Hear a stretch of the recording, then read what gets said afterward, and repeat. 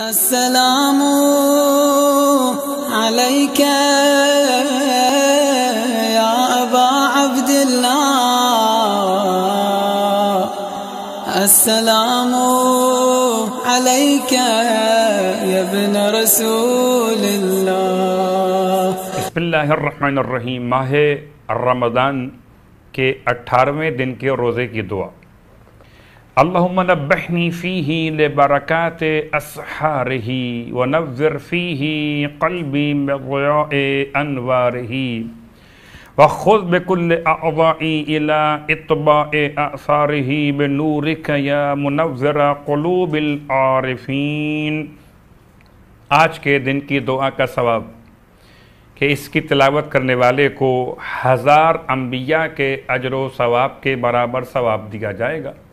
ماہ رمضان المبارک کے 18ویں دن کے روزے کا ثواب اللہ کے رسول کے الفاظ کے اعتبار سے کہ پروردگار جناب جبرائیل علیہ السلام، میکائیل، اسرافیل، حاملین کرسی اور کربین کو حکم دے گا کہ اگلے سال تک امت محمد صلی اللہ علیہ وآلہ کے لیے استغفار کریں، اور اللہ آج کے روزے داروں کے لیے قیامت کے دن اہل بدر کا ثواب عطا فرمائے گا۔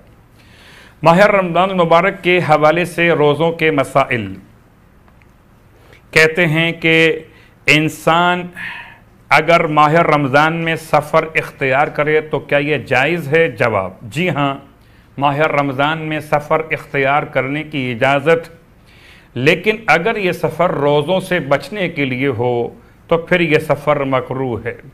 البتہ حج اور عمرے کے لیے انسان اگر سفر کرتا ہے تو کراہیت ختم ہو جاتی ہے۔ ماہ مبارک رمضان کے 18ویں رات کے اعمال مولا متقیان علی ابن ابی طالب علیہ السلام نے ارشاد فرمایا کہ جو کوئی ماہ رمضان کی 18ویں رات میں 4 رکعت نماز پڑھے گا اور ہر رکعت میں سورہ الحمد کے بعد سورہ کوثر 25 دفعہ پڑھے گا تو اس وقت تک نہیں موت واقع ہوگی جب تک اسے ملک الموت بشارت نہ دے دے، اور ملک الموت اسے بشارت دے گا کہ اللہ تجھ سے راضی اور تجھ پر غضبناک نہیں ہے۔ رسول خدا اس رات میں یہ دعا کی تلاوت کیا کرتے تھے: الحمدللہ الذی اکرمنا بشہرنا ھذا وانزل علینا فیہ القرآن وعرفنا حقہ والحمدللہ علی البصیر وبنور وجہک یا الہنا وإلہ آبائنا الاولین وارزقنا فیہ التوبہ ولا تخذلنا ولا تخلف ظننا بک صل علی محمد وآلہ واعف عنا وارحمنا انک انت الجلیل الجبار۔